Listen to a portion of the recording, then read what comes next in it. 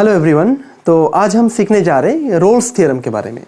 अच्छा, हमें सबको पता है कि कोऑर्डिनेट एक्सिस के बारे में, है ना, ये एक्स एक्सिस होता है, ये वाई एक्सिस होता है ना। तो एक एक्स एक्सिस का पैरेलल एक रोड है, मान लिया, क्या माना, एक्स एक्सिस का पैरेलल एक रोड है। ओके, इस रोड में एक आदमी कार में जा रहा था। ओके, कार में जा रहा था ऐसे ही। ओके, अचानक क्या हो गया, ये आदमी दूसरा रोड पकड़ लिया। ओके, दूसरा रोड में चला गया। ओके, तो उनको फिर से इस रोड में आने के लिए, कम से कम, चाहे जैसे भी आए, कम से कम एक बार इस रोड का जो डायरेक्शन है, इस डायरेक्शन में उनका जो कार है, कार को फेस करना पड़ेगा। दैट मीन्स ये जो जगह है कि नहीं। तो यही है रोल्स थ्योरम। तो मैथमेटिक्स के लैंग्वेज में यही चीज को समझाते हैं। ओके, तो ये अगर फंक्शन होता, ओके, ये अगर फंक्शन होता, मान लिया ये फंक्शन है और ये जो पॉइंट है, ये डोमेन है ना, तो ये पॉइंट को हम ए नाम दे दिया, ये पॉइंट को बी नाम दिया। ओके, तो ए पॉइंट में फंक्शन का जो वैल्यू क्या आ रहा है, एफ है, राइट। बी पॉइंट में फंक्शन का वैल्यू क्या आ रहा है, एफ बी, राइट। ये दोनों इक्वल है, उसका मतलब फर्स्ट कंडीशन क्या होना पड़ेगा, F A equal to F B होना चाहिए। ओके, नंबर 2, ये जो रोड है रोड में कोई शार्प एज नहीं होना चाहिए, है ना, वरना कार कैसे जाएगा। उसका मतलब डिफरेंशिएबल होना चाहिए। कहां पे, F differentiable, F is differentiable कहां पे, on open interval A comma B. Open interval क्यों, ये एंड पॉइंट में अगर शार्प एज भी रहा फिर भी हमें कोई प्रॉब्लम नहीं होगा। ओके, तो उसका मतलब एंड पॉइंट को छोड़ के बाकी पूरा जगह में हमें स्मूथ होना चाहिए, कोई सीधा ऐसा नहीं जाना चाहिए। ओके, तो उसका मतलब एफ को डिफरेंशिएबल होना पड़ेगा। नंबर 2, नंबर 3, कोई ब्रेक नहीं होना चाहिए। ओके, इस पूरा रोड में कोई ब्रेक नहीं होना चाहिए। दैट मीन्स एफ को क्या होना चाहिए, एफ इज कॉन्टिन्यूअस होना चाहिए on closed interval A comma B. मतलब इस एंड पॉइंट में भी कोई ब्रेक नहीं होना चाहिए, मतलब ओके, तो ये तीनों कंडीशन अगर सेटिस्फाई करता है तो ए और बी के बीच में कम से कम एक पॉइंट मिलेगा, जिस पॉइंट में फंक्शन का डेरिवेटिव क्या होगा, जीरो होगा। डेरिवेटिव जीरो होगा। कब डेरिवेटिव क्यों जीरो होगा, तो हम लोग लास्ट क्लास में सीखा था ना, डेरिवेटिव कब एग्जिस्ट होता है ना, एफ डैश ए कब एग्जिस्ट होता है ये सीखा था।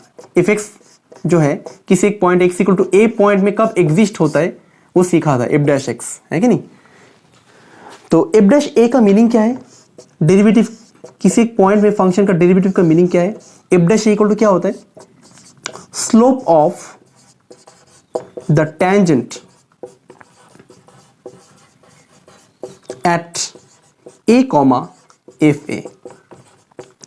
लास्ट क्लास में बोला था कोई एक फंक्शन एफ एक्स डिफरेंशिएबल कब होता है, उस पॉइंट में ए कॉमा एफ ए पॉइंट में अगर एक टेंजेंट एग्जिस्ट करता है, right, unique tangent.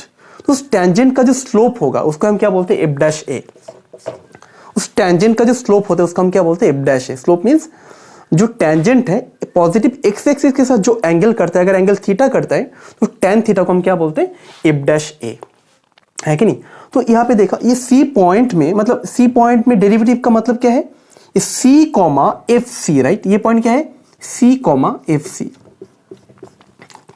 C comma F C point में जो टेंजेंट मिला, उस टेंजेंट का स्लोप क्या है, tan 0 डिग्री, है ना, क्योंकि ये जो टेंजेंट है ये एक्स एक्सिस के साथ कितना एंगल कर रहा है, पॉजिटिव एक्स एक्सिस के साथ 0 डिग्री एंगल कर रहा है ना।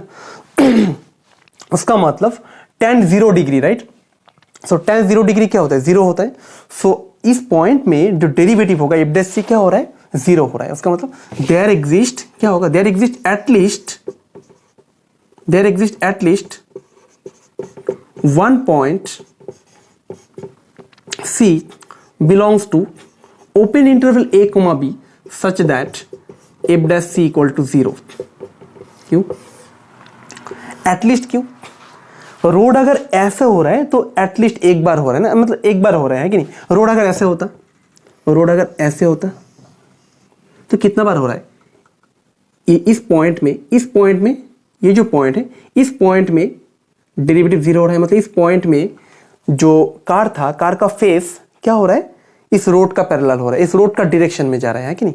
सिमिलरली इस पॉइंट में है कि नहीं, फिर से इस पॉइंट में, फिर से इस पॉइंट में, तो कम से कम एक तो होगा, एक से ज़्यादा भी हो सकता है, तो रोड के ऊपर डिपेंड करेगा, है कि नहीं। ओके, तो हम लोग क्या सीखा, ये जो दो पॉइंट है, एंड पॉइंट में अगर वैल्यू सेम होता है, मतलब F equal to F B होता है। नंबर 2, ये जो रोड था, रोड में कोई शार्प एज नहीं होना चाहिए और सीधा ऐसा भी नहीं होना चाहिए। उसका मतलब क्या हुआ, ये रोड को क्या होना चाहिए, डिफरेंशिएबल होना चाहिए, ओपन इंटरवल एक वहां भी, मतलब एंड पॉइंट में अगर शार्प एज भी रहे कोई हम प्रॉब्लम नहीं होगा। ओके, नंबर 3, ये रोड क्या होना चाहिए, कॉन्टिन्यूअस होना चाहिए, मतलब कोई ब्रेक नहीं होना चाहिए रोड में। ओके, तो ये तीनों चीज अगर होता है तो उस आदमी को क्या करना पड़ेगा, कम से कम एक बार इस रोड का जो डायरेक्शन है उस डायरेक्शन में आना ही पड़ेगा। ओके, उस डायरेक्शन में जाना ही होगा। उसका मतलब ए और बी के बीच में कोई ना कोई एक पॉइंट मिलेगा, कम से कम एक पॉइंट मिलेगा जिस पॉइंट में इस फंक्शन का डेरिवेटिव जीरो होगा। ओके, तो यही था रोल्स थ्योरम। ओके, तो ये रोड अगर एक्स एक्सिस का पैरेलल नहीं होता है, ओके, तो वो क्या होगा हम नेक्स्ट वीडियो में वो सीखेंगे। ओके।